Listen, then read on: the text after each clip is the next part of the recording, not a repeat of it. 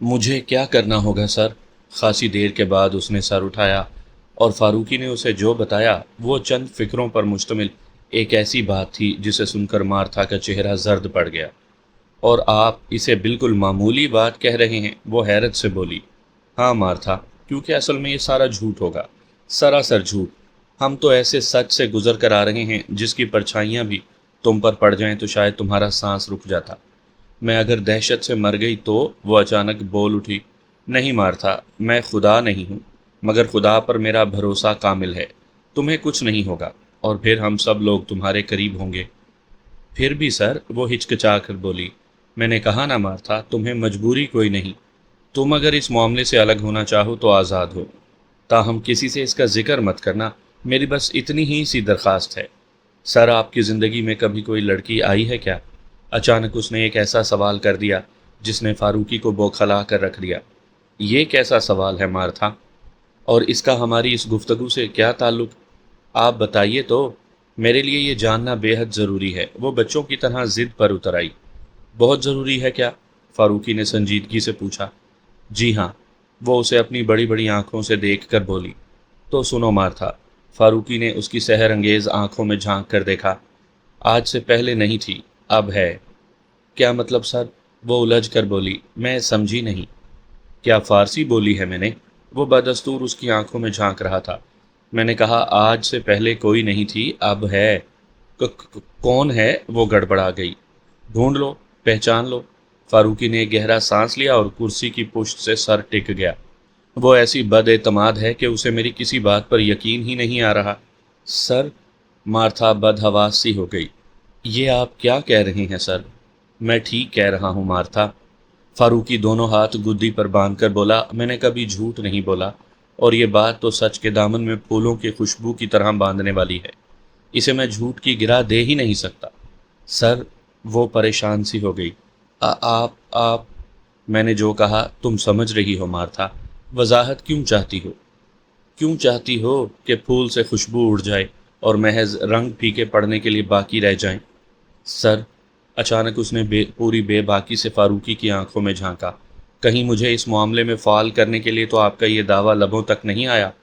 پگلی ہو Martha, Farooqui دھیرے سے ہنسا۔ تمہارا کیا خیال ہے کہ اگر میں یا سہراب ڈاکٹر ارسلان سے بات کر کے اس معاملے میں مدد چاہیں تو ہمارا مسئلہ حل نہ ہوگا؟ بس یہ ہے کہ ذرا بحث زوردار کرنا پڑے گی، اور یہ بھی نہ ہو پائے تو کیا کلنگا، جس کے بارے میں تمہیں تفصیل سے بتا چکا ہوں، کیا وہ کوئی انتظام نہ کر پائے گی؟ پھر تم سے گیم کرنے کا مطلب؟ میں صرف اس لیے تمہارا ساتھ چاہتا ہوں کہ یہ معاملہ جتنے کم لوگوں میں آئے اتنا ہی اچھا ہے۔ اور اس کی آخری وجہ بتاؤں تمہیں مارتھا؟ جی بتائیے۔ وہ اب قطعاً خوف زدہ نہیں تھی، اس کے لہجے میں ایک اعتماد تھا۔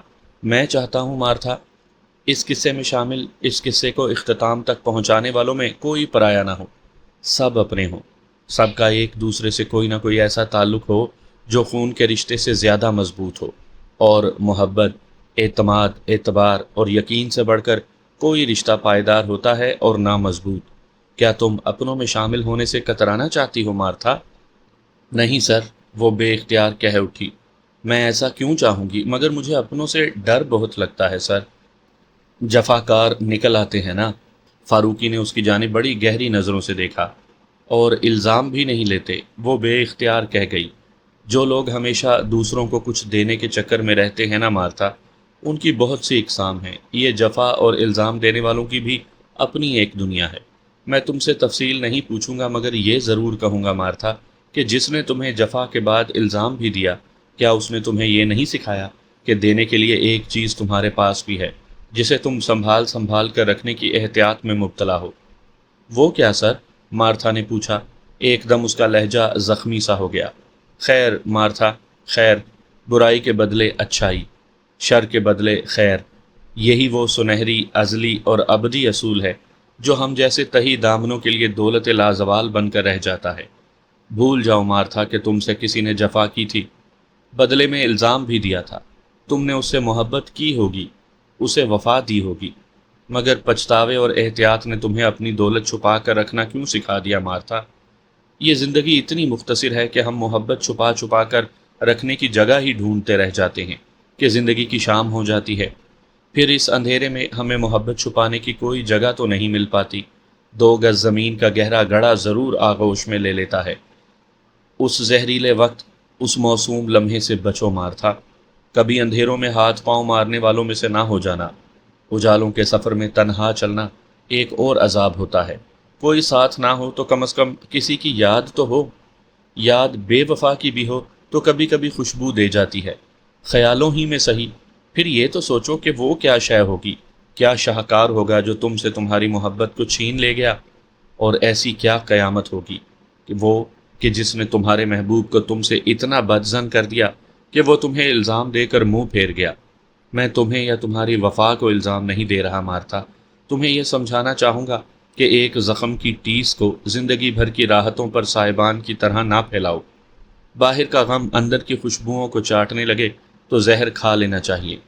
ایسے جینے سے تو وہ موت بہتر ہے مارتھا جس میں سکون نام کی کوئی شے تو ہو۔ یہ بے چینی، ماضی کا عذاب اور آئندہ کے لیے کسی پر بھی اعتماد اور اعتبار نہ کرنے کی سزا اتنی لمبی ہو جائے کہ تم زندگی کا آخری سانس بھی جانچ پرکھ کر لینا چاہو۔ اس سے بڑی زندگی اور زندگی دینے والے سے بے وفائی اور کیا ہوگی مارتھا۔ اپنے خالق کی دی ہوئی ہر نعمت کو تم شک کی کسوٹی پر پرکھنے لگو گی تو کب تک تمہارا لحاظ کرے گا وہ؟ ایک دن وہ تم سے اپنی نعمتوں کا ناتا توڑ لے گا۔ پھر کوئی فاروقی تمہیں یہ فلسفہ سمجھانے کے لیے وقت ضائع نہیں کرے گا۔ پھر کوئی یہ نہیں کہے گا کہ مارتھا، مجھے تمہاری ان بڑی بڑی آنکھوں کے زہر نے ڈس لیا ہے، اس لیے میں تم سے چند لمحوں کے لیے 7 تریاک مانگ رہا ہوں۔ زندگی کا کوئی بھروسہ نہیں ہے مارتھا، اسے کسی کے کام آ جانے دو۔ تم دامن دریدہ ہو کہ کسی نے تمہارے آنچل کو جفا کے کانٹوں پر پھینک کر تار تار کر دیا۔ میں تہی داماں تھا کہ زندگی کو میں نے اس نظر سے اب تک دیکھا ہی نہیں تھا، اور اب ایک سوچ اور بھی صدے راہ بن جاتی تھی کہ عمر ڈھل رہی ہے، شام دور نہیں ہے، شباب نے سرد سانس لینے کے لیے نیت باندھ لی ہے۔ لیکن یہ وقت بڑا ظالم ہے مارتھا، یہ دل بڑا ستمگر ہے۔ میں شاید تم پر اب بھی نہ کھلتا، خاموشی سے تمہاری آرزو کو دل میں چھپائے زندگی گزار دیتا، اور شاید کبھی تمہیں دوبارہ ملنے کی کوشش بھی نہ کرتا۔ مگر ہوا یہ کہ صورتحال ایسی ہو گئی کہ جس نے مجھے بے زبانی کی قید سے آزاد کر دیا۔ جواب میں تم نے کیا کیا مارتھا؟ تم نے جذبوں کو شک کی سلیب دے دی۔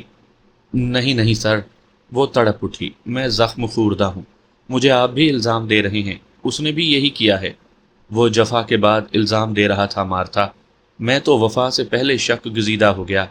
فاروقی کے لبوں پر بڑی دل فگار مسکراہٹ ابھری۔ کاش میں تم پر اپنا حال دل نہ کھولتا مارتھا، اور یہ آپ خود پر نہیں مجھ پر ستم کرتے سر، مارتھا نے بے باکی سے کہا۔ میں جب بھی جان لیتی تبھی میں آپ کو معاف نہ کرنے کی قسم کھا لیتی۔ بس، فاروقی نے دونوں ہاتھ سامنے کر کے آنکھیں بند کر لی۔ بس مارتھا، اب کچھ مت کہو، میں سیر ہو گیا، چھنک جانے کو جی چاہنے لگا ہے۔ سر، مارتھا نے اس کے دونوں ہاتھ تھام کر چوم لیے۔ آئیے، مجھے سمجھائیے، مجھے بتائیے مجھے کیا کرنا ہے، کب کرنا ہے، صرف آپ کے لیے۔ مارتھا، فاروقی نے ہاتھ کھول کر اس کا کمل جیسا خوشبودار چہرہ تھام لیا۔ اس کی آنکھیں واہ ہوئیں تو وہاں وفائیں جگمگ جگمگ کر رہی تھی۔ اب اگر میں مر بھی گیا مارتھا تو مجھے یقین ہے میری قبر پر ویرانی نہیں ہوگی، کسی کے 2 خوبصورت ہاتھ وہاں دیا جلانے کے لیے موجود ہوں گے، اور اگر میں نہ رہی سر تو مجھے اپنے نہ ہونے کا یقین کبھی بے چین نہیں کرے گا۔ میں جان گئی ہوں کہ میرے لیے کوئی ہے جو دعا کے لیے ہاتھ اٹھائے گا تو اس کی ہتھیلیوں پر شبنم کے قطرے آمین آمین کہنے کے لیے گر رہے ہوں گے۔ وہ دونوں بے خودی کے عالم میں اٹھے اور ساتھ ساتھ چلتے ہوئے اندر چل دیے۔ ان قدموں کی آہٹیں جیسے اس یقین پر مہر تھیں کہ محبت اور یقین سے بڑھ کر کائنات کا حسن کسی شے سے وابستہ نہیں۔ فاروقی اور مارتھا جب کمرے میں داخل ہوئے تو طاہرہ بیگم شمع کے سرہانے بیٹھی اس کا سر دبا رہی تھی۔ شمع محو خواب تھی، وہ سر دبانے کے ساتھ ساتھ کچھ پڑھ پڑھ کر اس پر پھونک بھی رہی تھی۔ سہراب کسی سوچ میں گم اپنی جگہ بیٹھا تھا، اور کلنگا آنکھیں بند کیے سفید مالا کے موتیوں پر کچھ بدبدا رہی تھی۔ مارتھا نے ایک نظر فاروقی کی طرف دیکھا، پھر نپے تلے قدم اٹھاتی شمع کی جانب بڑھ گئی۔ طاہرہ بیگم نے اسے مسکرا کر دیکھا اور اپنے کام میں مصروف رہیں۔ مارتھا نے سفید کوٹ کی جیب سے تھرمامیٹر نکالا اور شمع کا ٹیمپریچر چیک کرنے لگی۔ سہراب نے کھنکار کر کلنگا کو خبردار کیا۔ اس نے پٹ سے آنکھیں کھول دی۔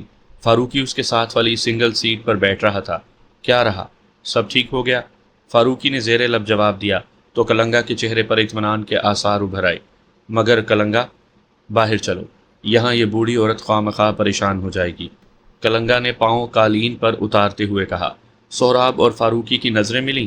دونوں اس پر راضی ہو گئے کہ بظاہر وہ دونوں مگر در حقیقت تینوں کمرے سے نکل آئے۔ مارتھا، ہم ڈرائنگ روم میں ہیں، ڈاکٹر ارسلان آتے ہوں گے، ہم وہاں ان کا انتظار کر رہے ہیں۔ یس سر۔ مارتھا نے سر کو ذرا سا خم کیا اور اپنے کام میں لگ گئی۔ ڈرائنگ روم کے دروازے کا پردہ سہراب نے ایک طرف اکٹھا کر دیا تاکہ کسی بھی آتے جاتے کو دیکھ سکے۔ تینوں آمنے سامنے بیٹھ گئے اور فاروقی نے لب کھولے۔ میں یہ کہنا چاہ رہا تھا کلنگا، کلماشا کو کیسے علم ہوگا کہ یہاں یہ حادثہ ہونے جا رہا ہے؟ وہ ہم سے بے خبر نہیں ہے، کلنگا نے بڑے عجیب سے لہجے میں کہا۔ وہ شمع کے خواب میں آتا ہے اور اس کے دماغ میں موجود تمام خبریں لے کر رخصت ہو جاتا ہے۔ وہ جب بھی اسے دکھائی دے گا، اسے خوفزدہ کرنے کے ساتھ ساتھ تازہ صورتحال سے بھی آگاہ ہو جائے گا۔ اوہ، پھر تو ہمارا کھیل چوپٹ بھی ہو سکتا ہے، سہراب نے تشویش ظاہر کی۔ وہ کیسے؟ کلنگا نے پوچھا۔ وہ ایسے کہ جب شمع کو معلوم ہوگا کہ ہم کلماشا کے لیے ایک چوہے دان تیار کر رہے ہیں تو اس کے ذریعے کلماشا اسے آگاہ تو ہو جائے گا نا۔ مگر اسے بتائے گا کون؟ کلنگا نے اسی لہجے میں کہا۔ یعنی؟ بھولے بابو، کلنگا نے سنجیدگی سے کہا، شمع کو یہی بتایا اور ظاہر کیا جائے گا کہ اس کے ساتھ جو ہو رہا ہے وہی حقیقت ہے۔ یہ اسی لیے تو ضروری ہے کہ کلماشا دھوکے میں رہے، یہ اس لیے بھی ضروری ہے کہ شمع کو اداکاری نہ کرنا پڑے، وہ کسی بھی موڑ پر تھرک نہ جائے۔ ہاں، سہراب نے جیسے ساری بات سمجھ لی۔ واقعی کلنگا، یہ بات ہماری سمجھ میں نہیں آ رہی تھی۔ فاروقی نے اس کی تائید کی۔ وہ اس لیے نہیں آ رہی تھی کہ تم لوگ اس حقیقت سے بے خبر تھے کہ کلماشا شمع کے ذہن کے ذریعے ہم سب کی کیفیات اور صورتحال سے باخبر ہو رہا ہے۔ لیکن کیا یہ حیرت کی بات نہیں ہے کلنگا کہ اتنا بڑا ساحر اور شیطان کا پجاری اس وقت بے بس اور کمزور نظر آ رہا ہے؟ تم لوگوں کے لیے یہ حیرت کی بات ہے مگر میرے لیے نہیں۔ رکیدوں کی روح اس کے ذخیرہ قوت میں جانے کے بعد مسلسل دیمک کی طرح اس کی طاقتوں کو ناکارہ کر رہی ہے۔ میں نے اس پر یوں ہی ہاتھ نہیں ڈالا تھا۔ وہ اپنا کفارہ ادا کرنے کے لیے، دائمی عذاب سے نجات پانے کے لیے ہی میرے ساتھ تعاون پر آمادہ ہوا تھا۔ اس نے اپنی نجات کے ساتھ ساتھ کلماشا کی تباہی میں بھی جو کردار ادا کرنے کا بیڑا اٹھایا تھا وہ کسی اور کے بس کی بات نہیں تھی۔ میں تو وقت کی کروٹ پر حیران ہوں بابو۔ 250 سال کے طویل انتظار اور کرب اور اذیت کے صحرا میں آبلہ پائی کے بعد اچانک ہی ہر شے نے میرے حق میں گواہی دینا شروع کر دی۔ مظلوم کی آہ ضرور اثر لاتی ہے کلنگا، ہمارے ایمان کا یہ حصہ ہے، اور تم تو ماں بھی ہو۔ ہمارے ہاں کہا جاتا ہے کہ ماں کی دعا اور فریاد براہ راست خالق کون و مکان کے حضور داد رسی پاتی ہے۔ ہاں، کلنگا کھو سی گئی۔ میں نے دیکھا ہے بابو، تمہارا مذہب سچا ہے اور اس کا ہر لفظ سچا ہے۔ پھر وہ چونک کر بولی، بہرحال اب وقت آ گیا ہے کہ ہم اپنے منصوبے پر عمل شروع کر دیں۔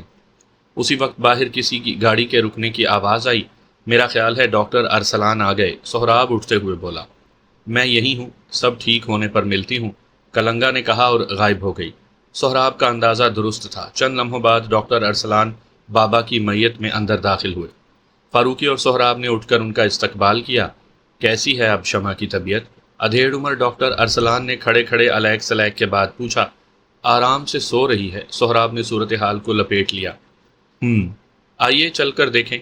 وہ تینوں آگے پیچھے چلتے ہوئے شمع کے کمرے میں آئے، جہاں مارتھا بیڈ کے پاس کرسی پر بیٹھی کوئی میگزین دیکھ رہی تھی۔ طاہرہ بیگم ایک طرف صوفے پر بیٹھی تسبیح کر رہی تھی اور شمع نیند میں گہرے سانس لے رہی تھی۔ مارتھا ان کو دیکھ کر اٹھ کھڑی ہوئی۔ ڈاکٹر ارسلان نے چارٹ دیکھا، شمع کی نبض اور دل کی دھڑکن چیک کی، آنکھوں کے پپوٹے اٹھا کر معائنہ کیا، پھر اس پر اپنے نوٹس دیا اور مطمئن انداز میں پیچھے ہٹائے۔ بالکل ٹھیک ہے، کوئی فکر کی بات نہیں ہے۔ مارتھا ابھی ہفتہ بھر یہیں رکے گی۔ میں چاہتا ہوں جب پوری طرح صورتحال اطمینان بخش ہو جائے تو آپ کی جان چھوڑی جائے۔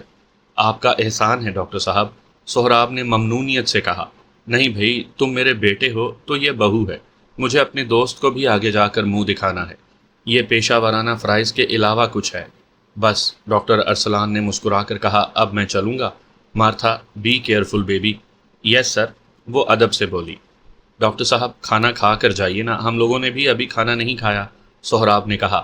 نہیں بھائی، تمہاری آنٹی مارے گی، وہ خوش دلی سے بولے۔ صرف رات ہی کا کھانا تو میں اس کے ساتھ کھاتا ہوں، کبھی کبھی کیا اکثر صبح کا ناشتہ بھی ہاسپٹل جا کر کرنا پڑتا ہے، اس لیے معذرت۔ وہ ہنستے ہوئے رخصت ہو گئے۔ ان کے جانے کے بعد طاہرہ بیگم بھی شمع کو پیار کر کے اپنے کمرے میں چلی گئی۔ سہراب اور فاروقی نے بابا کو کھانا وہیں لانے کو کہا۔ کھانا خاموشی سے کھایا گیا۔ پھر جب انہوں نے چائے پی کر برتن بابا کے حوالے کیے تو کلنگا آدھم کی۔ مارتھا، فاروقی نے پکارا۔ یس سر۔ وہ اس کی طرف متوجہ ہوئی اور فاروقی اس کی بڑی بڑی آنکھوں میں ڈوبتے ڈوبتے بچا۔ آنکھوں پر سیاہ چشمہ لگایا کرو بھائی، اس نے اتنی آہستہ آواز میں کہا کہ صرف مارتھا سن سکی۔ سہراب کو سمجھ نہ آئی کہ اس نے کیا کہا ہے۔ مارتھا جی سر کہہ کر اچانک خاموش ہو گئی۔ اس کے چہرے پر شرم کی سرخی پھیلی مگر اس نے فوراً ہی خود کو سنبھال لیا۔ دیکھو کمرے میں اس وقت کلنگا موجود ہے، اگر تم چاہو تو وہ تمہارے سامنے آ سکتی ہے۔ سر، وہ ذرا جھجکی، پھر جیسے اس نے فیصلہ کر لیا، میں چاہوں گی سر کہ وہ میرے سامنے آ جائیں، اور کلنگا اس کے سامنے ظاہر ہو گئی۔ مارتھا ایک لمحے کو لرزی، اس نے اپنے خشک ہوتے ہونٹوں پر زبان پھیری۔ کلنگا کا عجیب و غریب حلیہ ہضم کرنے میں اسے چند منٹ لگ گئے۔ پھر اس نے ماتھے کا پسینہ صاف کیا اور پھیکے سے انداز میں مسکرائی۔ تو یہ ہیں کلنگا دیوی، وہ دھیرے سے بولی۔ دیوی؟ کلنگا نے زیر لب دہرایا۔ نا بی بی، دیویاں تو بڑی مہان ہوتی ہیں، میں تو ایک ماں ہوں، ایسی ماں جس کا دکھ ان 2 بیٹوں اور ایک بیٹی نے اپنے کندھے پر لاد لیا۔ وہ سہراب، فاروقی اور شمع کی طرف اشارہ کر کے بولی۔ چند لمحوں میں کلنگا کا سارا خوف مارتھا کے دل و دماغ سے دور ہو چکا تھا۔ اب وہ سب اس کے سامنے بیٹھے بڑے خوشگوار ماحول میں باتیں کر رہے تھے۔ کیا وقت ہوگا بابو؟ اچانک کلنگا نے پوچھا۔ رات کے 11:30 بج رہے ہیں، سہراب نے رسٹ واچ میں وقت دیکھ کر بتایا۔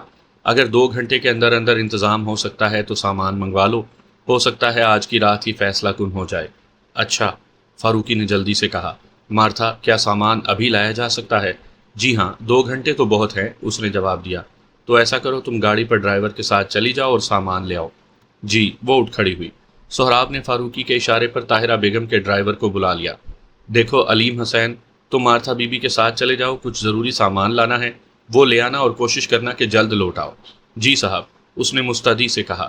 مارتھا، یہ کچھ روپے رکھ لو۔ سہراب نے پرس سے کھینچ کر کچھ نوٹ اس کی طرف بڑھا دیے۔ یس سر۔ اس نے روپے لے کر جیب میں ڈالے اور ایک نظر فاروقی کی طرف دیکھ کر علیم کے ساتھ باہر کو چل دی۔ فاروقی کو اس کی نظروں میں ساتھ چلنے کی خواہش رقصہ نظر آئی، مگر وہ جانتا تھا کہ اس کا یہاں رہنا زیادہ ضروری ہے، اس لیے وہ آنکھوں کی کہی کو انسنی کر گیا۔ کمرے سے یہ صوفہ ہٹا دیا جائے تو اچھا ہے، کلنگا نے کندھے پر لٹکتا تھیلا اتارتے ہوئے رائے ظاہر کی۔ سہراب یا فاروق کی صورتحال پر بحث نہیں کر رہے تھے۔ سہراب نے کلنگا کی رائے کو حکم سمجھ کر بابا اور چوکی دار کو بلایا اور صوفے اور کرسیاں وغیرہ اٹھا دینے کو کہا۔ چند منٹوں میں کمرے میں صرف شمع کا بیڈ اور متعلقہ طبی سامان رہ گیا۔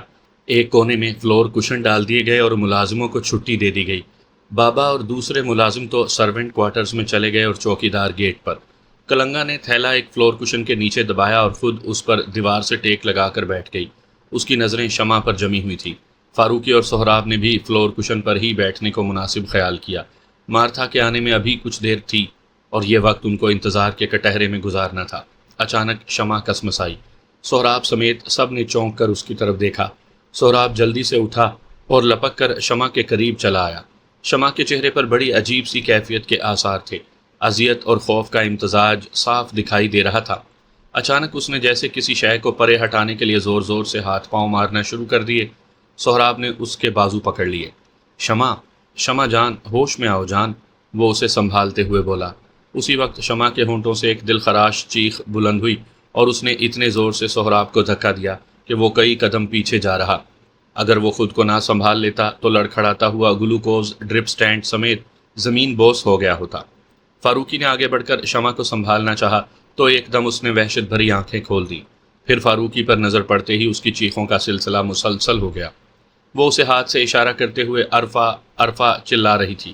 فاروقی سمجھ گیا کہ اس وقت کلماشا نے فاروقی کی صورت میں عرفہ کا خول چڑھا دیا ہے اور شمع اس کی خوفناک جلی ہوئی کھال والے چہرے سے خوف زدہ ہے۔ وہ پلٹا اور سہراب کو آنکھ کا اشارہ کیا۔ شمع، شمع جان، سہراب لپک کر قریب آیا اور کھیل شروع کر دیا۔ جانم، سنبھالو، تم مجھے نہیں جانتی تمہاری یہ حرکتیں کس قدر نقصان دہ ہو رہی ہیں تمہارے اور میرے بچے کے لیے۔ اس فکرے کا ادا ہونا تھا کہ ایک دم شمع کی چیخیں رک گئیں۔ اس کی آنکھیں ساکت ہو کر سہراب کے چہرے پر ٹک گئیں۔ خوف اس کے چہرے پر منجمد ہو گیا اور وہ حیرت اور استفسار کے انداز میں سہراب کو گھورنے لگی۔ کیا کہا آپ نے؟ وہ بڑی کمزور اور تھکی تھکی سی آواز میں بولی۔ کیا ہوا میرے بچے کو؟ وہ اتنی بے باکی سے بولی کہ سہراب سمجھ گیا یہ اس کی اپنی آواز تو ضرور ہے مگر پوچھنے والا کلماشا ہے۔ ابھی کچھ ہوا نہیں، مگر تمہارے کچھ ٹیسٹ لیے گئے ہیں جن کی رپورٹ آنے سے پہلے ہی ڈاکٹر ارسلان نے شک ظاہر کیا ہے کہ تمہارا خوف اور دہشت کا یہ عالم بچے کی زندگی کے لیے بے حد خطرناک ہے۔ ایسا بھی ممکن ہے کہ وقت سے بہت پہلے ڈیلیوری ایب نارمل ڈیلیوری ہو جائے، جس کے نتیجے میں یا تو بچہ ضائع ہو جائے گا یا ایسی نامکمل حالت میں پیدا ہوگا کہ وہ نہ زندوں میں ہوگا اور نہ مردوں میں۔ شاید اس کے بدن کی ادھوری شباہت تمہارے لیے ناقابل برداشت ہو جائے۔ نہیں نہیں نہیں، وہ اچانک پھٹ پڑی۔ اس نے دائیں بائیں تکیے پر سر مارتے ہوئے بے اختیار آنسو بہانے شروع کر دیے۔ ایسا نہیں ہو سکتا، یہ میرے لیے موت سے زیادہ بدتر صورتحال ہوگی سہراب، مجھے اس سے بچاؤ، میرے بچے کو بچاؤ۔ سہراب نے اسے باہوں میں لے کر بستر سے ذرا اوپر اٹھا لیا۔ اس کے چہرے کو اپنے سامنے لا کر وہ شمع کی آنکھوں کا جائزہ لینے لگا، اور یہ دیکھ کر ایک پل کو اس کا دل زور سے دھڑک اٹھا کہ اس کی آنکھوں کے اوپر کسی اور کی آنکھیں متحرک تھی۔ اس نے صاف دیکھا کہ شمع کی آنکھوں کے ڈھیلوں پر دوسرے ڈھیلے بے تابی سے حرکت کر رہے تھے، اور ظاہر ہے یہ کلماشا کی آنکھیں تھیں جو شمع کے اندر سے جھانک رہی تھیں۔ میں اکیلا کچھ نہیں کر سکتا جان، تمہیں میرا ساتھ دینا ہوگا، وہ اس کے ماتھے پر بوسہ دے کر بولا۔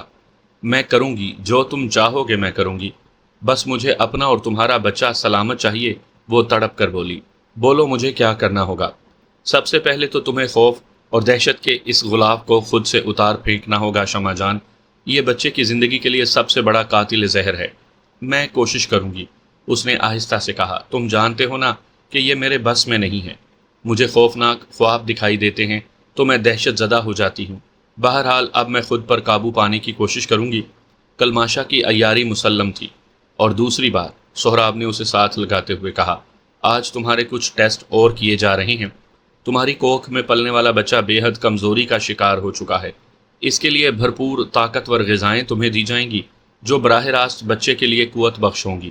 تمہیں اب پورے حواس میں رہنا ہوگا، کوئی خوفناک خواب اس دوران اگر تم پر حاوی ہو گیا تو بچہ وہ ہکلا کر خاموش ہو گیا۔ نہیں ہوگا، ایسا نہیں ہوگا، میں سوؤں گی ہی نہیں تو خواب کیسے آئے گا؟ تم بے فکر رہو، بس میرے بچے کی زندگی کے لیے جو بھی ہو سکتا ہے کرو۔ ہاں ہاں جان، کیا وہ میرا بچہ نہیں ہے؟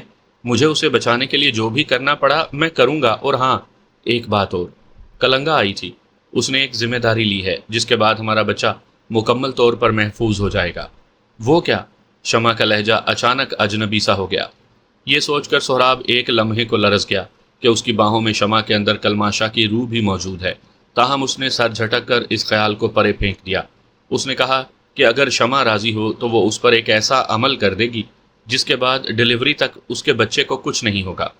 تم بولو، تمہاری کیا رائے ہے؟ مگر اس کی کیا ضرورت ہے؟ ڈاکٹر ارسلان جو سب کچھ کر رہے ہیں، وہ فوراً تلخی سے بولی۔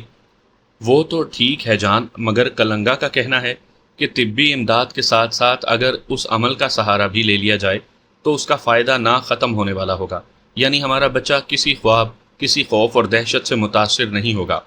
اس عمل کے بعد اگر تم کوئی خواب دیکھو گی بھی تو اس کے زہریلے اثرات بچے پر نہیں ہوں گے، وہ خاموشی سے اپنے ارتقاء کی منزلیں باحفاظت طے کرتا رہے گا۔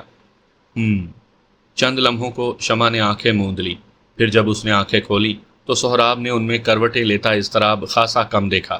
ٹھیک ہے سہراب، آپ جیسا بہتر سمجھیں۔ تم زبردستی مت سمجھو اسے شمع جان، اگر تم راضی نہیں ہو تو میں ہرگز ایسا کوئی عمل نہیں کرواؤں گا۔ میرے لیے تم اور تمہاری خوشی سب سے پہلے ہے۔ میں تو صرف اس لیے کہہ رہا تھا کہ کلنگا اپنی بیٹی کی نجات کے لیے ہم سب کی اس قدر ممنون ہے کہ اس نے اظہار تشکر کے طور پر یہ عمل کرنے کی اجازت مانگی ہے، اور ویسے بھی آج تک اس کا کوئی قدم ہمارے لیے نقصان کا باعث نہیں بنا۔ آگے جیسے تم کہو، اگر تم نہیں چاہتی تو میں اسے منع کر دوں گا۔ سہراب نے اعتماد کے اس تابوت میں آخری کیل ٹھونک دی جو کلماشا کے لیے تیار کر رہا تھا۔ شمع نے فوراً ہی کہا، ایسا مت کیجیے، اسے کرنے دیجیے اپنا عمل، میں تو چاہتی ہوں کہ بس ہمارا بچہ کسی طرح محفوظ ہو جائے۔ تو ٹھیک ہے، میں اسے کہہ دوں گا کہ وہ کل ہی اپنا عمل کر ڈالے۔ کل کیوں؟ آج کیوں نہیں، بلکہ ابھی، شمع اچانک بے تابی سے بولی۔ یہ کام جتنا جلدی ہو جائے اچھا ہے۔ اوکے بابا، اوکے، سہراب مسکرایا، جیسے تم کہو۔ اگر وہ ابھی آ گئی تو میں اسے کہوں گا کہ وہ آج ہی اپنا عمل کر ڈالے، بس اب خوش؟ اور شمع نے اس بات میں سر ہلا کر اس کے سینے میں چہرہ چھپا لیا۔ ایک جھٹکے کے ساتھ سہراب نے اس کے بدن کو لرزتے دیکھا، ذرا دیر بعد اس نے اپنے شبے کی تصدیق کے لیے شمع کو الگ کیا اور اس کی آنکھوں میں جھانکنا چاہا، مگر وہ تو بے سدھ ہو چکی تھی، اس کی آنکھیں بند تھیں اور وہ گہرے گہرے سانس لے رہی تھی۔ اس نے جان لیا کہ کلماشا نے شمع کے دماغ اور سوچ کو اپنی گرفت سے آزاد کر دیا ہے۔ اس نے آہستہ سے اسے بستر پر لٹایا، کمبل اڑھایا اور پیچھے ہٹایا۔ فاروقی نے اس کا ہاتھ تھاما اور وہ دونوں اس طرف آ گئے جہاں انہوں نے بیٹھنے کا انتظام کر رکھا تھا۔ کلنگا کہاں گئی؟ سہراب نے گوشہ خالی دیکھ کر پوچھا۔ جب تم شمع کی طرف لپکے تھے وہ تبھی غائب ہو گئی تھی، فاروقی نے بتایا۔ اپنے تھیلے کو یہیں چھوڑ گئی ہے۔ اسی وقت مارتھا نے علیم کے ساتھ کمرے میں قدم رکھا۔ انہوں نے 2 پیکٹ اٹھا رکھے تھے۔ اب بازار سے کسی اور شے کی لانے کی ضرورت تو نہیں مس مارتھا؟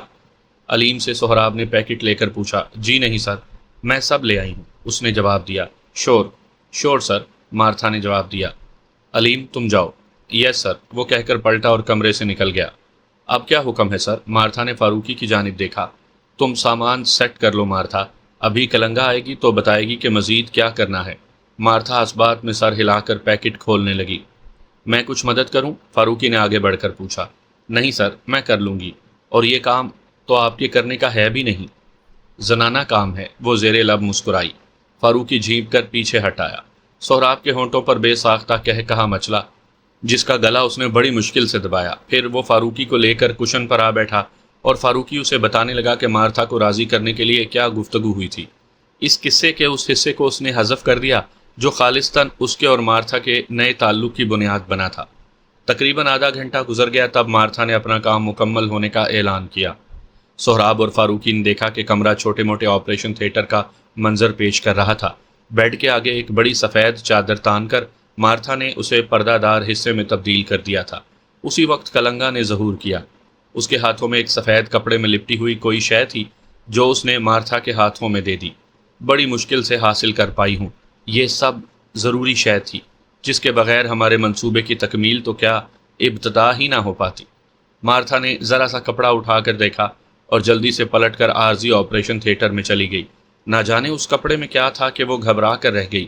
کلنگا نے کشن کے نیچے سے اپنا تھیلا برآمد کیا اور اس میں سے مختلف چیزیں نکالنے لگی۔ تھوڑی دیر بعد اس نے ان سب چیزوں کو ایک خاص ترتیب دینا شروع کر دی۔ سب سے پہلے اس نے سندور سے اس حصے کا حصار کیا جس میں شمع کا بیڈ تھا۔ سندور سے ایک چوکور پٹی اس نے اس حصے کے گرد کھینچی اور اس کے چاروں کونوں میں ایک ایک سندلیں شمع جلا دی۔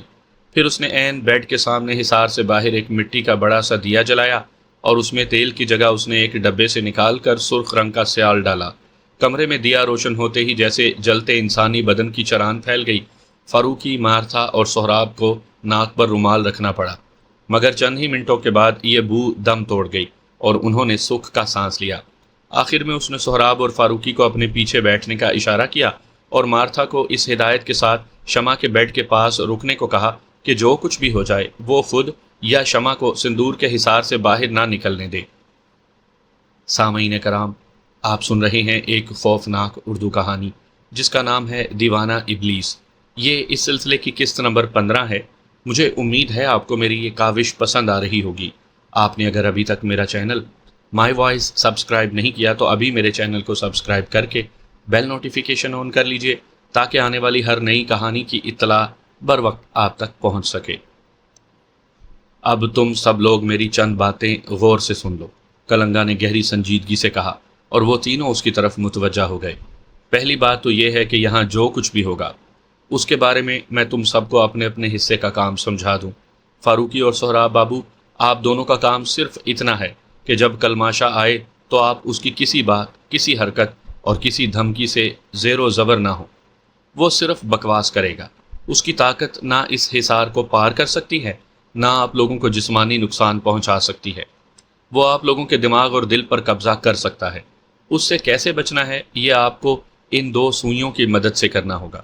تھوڑی اذیت تو ہوگی، مگر اس تکلیف کا احساس آپ کو اس کی کسی بھی ساحرانہ قوت کے ہتھے چڑھنے سے محفوظ رکھے گا۔ یہ سوئیاں اپنے اپنے بازو میں اس قدر چبو لیں کہ آپ کو ان کی چبھن بے چین رکھے۔ اس نے 2 کالے رنگ کی سوئیاں کچھ پھونک کر ان دونوں کو تھما دی۔ فاروقی اور سہراب نے اپنے اپنے بائیں بازو میں سوئیاں آدھی آدھی کھبو کر اتار لیں۔ دانت بھینچے اور جبڑے کس کر انہوں نے بڑی اذیت سے یہ کام کیا، مگر ان کے سامنے جو مقصد تھا اس کے لیے یہ بڑی معمولی تکلیف تھی۔